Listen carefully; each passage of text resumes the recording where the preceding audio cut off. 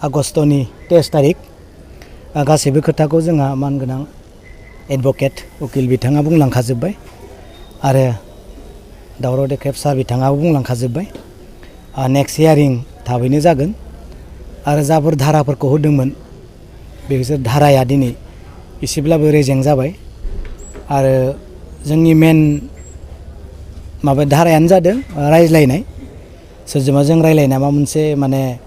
असतनि मुलुग बिदि रायज्लायनाय दङ होनना बुंदों बिथांमोनखौ जोंनि उकिला बुंदों जे दामनानै होनांगौ जों माबायदि रायज्लायदोंमोन बेखौ दामना होनांगौ होनना बुंदों। दा बेनिखायनो नेक्स्ट बे जानो हागौ सोरनियाव जों मा रायज्लायनाय सोरजों मा जों कानेक्सन खालामनाय बेयो माने दामजानांगौ होननानै जोंनि उकिला बुंदों। बेखायनो नेक्स्टआव बेनो जानो हागौ हियारिंआ बिदि बिखेक बिदि गैया। जेखिजाया खस्थ'खौ जोंहा बोराय बैसोनि बिफा बैसोनि दावराव सारा बहुद खस्थ' मोनदों खारन बिथाङा बोराय जाबाय। आंनि खोथाया आलादा नङा न' दाउट आंबो क'क्राझाराव फैयो उदालगुरिनिफ्राय मेन्टेलि हेडेक सोरबाथ' गोबां दुखुखौ मोनगोन खिन्थु आंनि सायाव आं बे जेबो साना दा बिदिनो जोबलांगोन जोबाब्लाबो फैबाय थागोन नङा होमबा बेनो आरो बे अजदाथ' ससियेल मिडियाआव जाखाबाय थायो आरो नुदोंबो फ्राय आं नायनाय जाया कमेन्टखौ आरो आंनि माबाखौ गुबुनाबो सालायनाय जायो नालाय मालाबा। दा बिसोरते बिक्रम दैमारिया बड'लेण्ड सेपारेट स्टेटनि सोमावसारनाया बहा दङमोन होनना बे सोंथिया बयनिबो नोजोराव फैखागोन आरो नंगौबो आं बबेयाव दङमोन बड'लेण्ड सेपारेट स्टेटनि आन्दलननि समाव दाथ' बे जातिनि मोनसे आन्दलनमोन।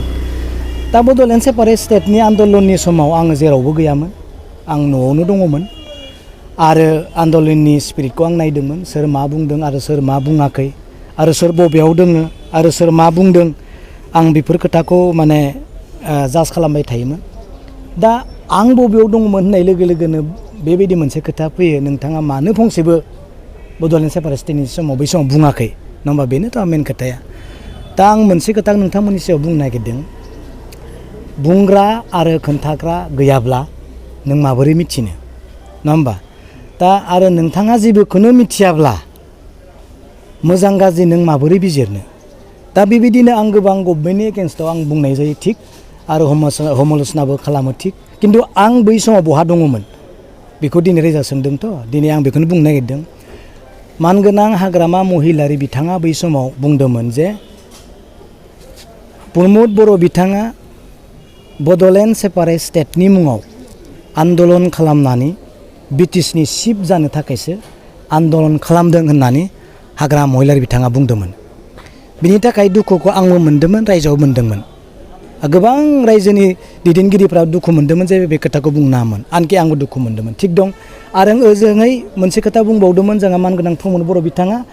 आं बिटिसिनि चिफ EM GM बा MP बा गावबुराबो जानो थाखाय आं बड'लेण्ड सेपारेट स्टेटनि मुङै आन्दलन खालामाखै नङा होमबा। हाग्रामायाव बुंदों आन्दलन खालामदों बिनि थाखाय आरो प्रमद बर'आ बुंदों आं बिनि थाखाय आन्दलन खालामाखै। सेकेन्डआव आरो मानगोनां हाग्रामा महिलारि बिथाङा बुंबावदोंमोन जे बड'लेण्ड सेपारेट स्टेट दा जाथ'वा मोनथ'वा आरो रायजो सरकाराव बिदि पलिसि गैथ'वा आरो प्रमद बर' बिथांनि जों दैदेनजानाय बड'लेण्ड सेपारेट स्टेटनि आन्दलननि जिथु मुभमेन्ट बेयाव माब्लाबा बड'लेण्ड सेपारेट स्टेट जाया होननानै हाग्रामा महिलारि बिथाङा बुंदोंमोन। ओजों आरो प्रमद बर' बिथाङा बुंदोंमोन बड'लेण्ड सेपारेट स्टेट जायागौमानि जोङो जिराया आरो बड'लेण्ड सेपारेट स्टेटनि मुङाव जुदि सुहि खालामनांगौ जुदि गैयाब्ला आरो बड'लेण्ड सेपारेट स्टेटनि जायाब्ला आं मालाबाबो सुहि खालामा सिगनेसार खालामा होननानै बुंदोंमोन। खौरांखौ बुजिबाय दा आं बहा दङमोन आं बेखौसो नोजोर होना बुंनो नागिरदों जे हाग्रामा महिलारिया बुंदोंमोन प्रमद बर' बिथाङा बड'लेण्ड सेपारेट स्टेटनि मुङाव बिटिसिनि चिफ जानो थाखायसो आन्दलन खालामदों। दिनै बिटिसिनि चिफ जाना जायाखै प्रमद बर'आ नंगौ नङा जाबाय। आरो ओजों प्रमद बर' बिथाङा बुंदोंमोन जे बिटिसिनि चिफ EM GM MP जानो थाखायबो आं दिनै बड'लेण्ड सेपारेट स्टेटनि मुङै आन्दलन खालामाखै। नाथाय दिनै बे बिटिसिनि चिफ नंगौना नङा CM नंगौना नङा आं बेखौसो नोजोर होना बुंदों नोंसोर बुंदोंथ' आं बहा दङमोन। दा आरो मोनसे सेकेन्ड खोथाया जाहैबाय जे बड'लेण्ड सेपारेट स्टेट मोनथ'वा जाथ'वा रायजो सरकाराव जेबो पलिसि गैथ'वा आरो प्रमद बर' बिथांजों दैदेनजानाय आन्दलनाव मालाबा बड'लेण्ड सेपारेट स्टेट जाया होननानै हाग्रामा महिलारिया बुंदोंमोन दिनै जादों होनबा जायाखै। ओजों आरो प्रमद बर' बिथाङा बुंदोंमोन बड'लेण्ड सेपारेट स्टेट जायाबा आं माब्लाबाबो सिगनेसार होआ होननानै हाग्रामा प्रमद बर बिथाङा बुंदोंमोन नाथाय बे सिगनेसार होदोंना होआखै होबाय आं बेखौ नोजोर होना बुंदों दे नोंथाङा बहा दंमोन आं बेफोरखौनो नायबाय थादोंमोन आनएक्सेप्टेड रायजोआ माब्लाबाबो गनायनो हायै मोनसे लायार थखायनाय दा हाग्रामा महिलाया थखायखो ना प्रमद बर' थखायखो नङा होमबा दिनै राजनितिकआव थानाय नेताया मालाबा थखायनाया सम्भब जानो हागौ जाथाव गिदिर गिदिर खोथा बुंनानै गोदो गोदो प्रलबन होनानै राजनितिनि माथे थखायनो हायो नाथाय दुलाराय बर' फरायसा आफादनि आफादगिरि जाना थानाय समावनो मानगोनां प्रमद बर' बिथाङा बे मोननै खोथाखौ रायजोआ गनायनो हायो बेयो थखायदों नङा आरो एकर्डनि उनाव बिथाङा बुंबावदों जे रन्जन दैमारिया बे एकर्डनि गेजेरजोंनो उदां अख्राङाव फैबाय दिनै उदां अख्राङाव फैदों होनबा बहा दङ दा रन्जन दैमारि सारा बे खोथाखौ बिथाङा थखायदों आरो दिनै एकर्डनि खालामनोसै सानसे सिगाङाव बे बिथाङा बुंबावदों जे एकर्डनि दफाफोरा आखरे आखरे जुदि जाफुङाब्ला आं सोरनिबा न'आव मिनिस्टार न'आव आङो सुइसाइड खालामना थैगोन बे थखायनाय ना बास्तब अब्ला नोंसोरनो बुंदो आङो बै प्रमद बर' बिथांनि थखायनाय टिमाव थानांगौ ना हाग्रामा महिलारिया सादा सिदा दिन नंगौ खौरांखौ बुंनायाव थखायनाय टिमाव आं थानांगौ बिसिनि जाना बुंनांगौ आं बेखौ नोजोर होबाय थादों नङा होमबा बै समनिफ्रायनो आं बेखौ नोजोर होबाय थादों सैथोआ बबेयाव दोङो बड'लेण्ड सेपारेट स्टेटनि मुङाव दिनै माबायदि काहानिफोरा जालांखो गासै मिथिगौ नङा होमबा दा बेखौनो आं दिनै बुंदों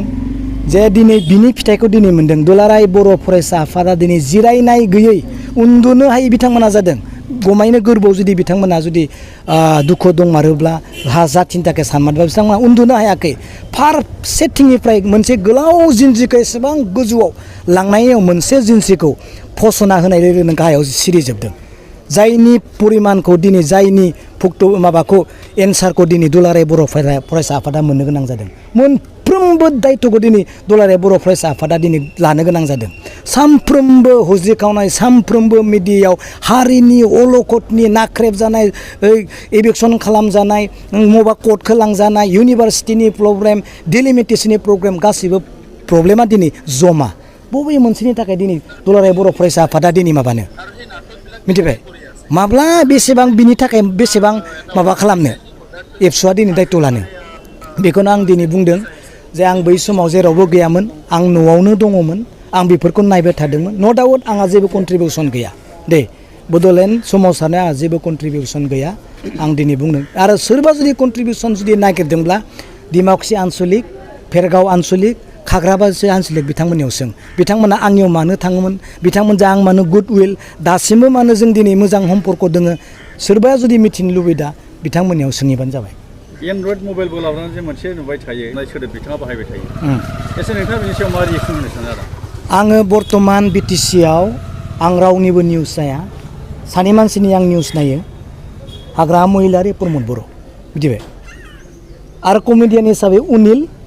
आरो जोंहा प्रेक्टिकेल बिसोर साब्रै मानसिनिल' आं नायो आरो मालाबा जोंहा दुलाराय बर' फरायसा आफादनि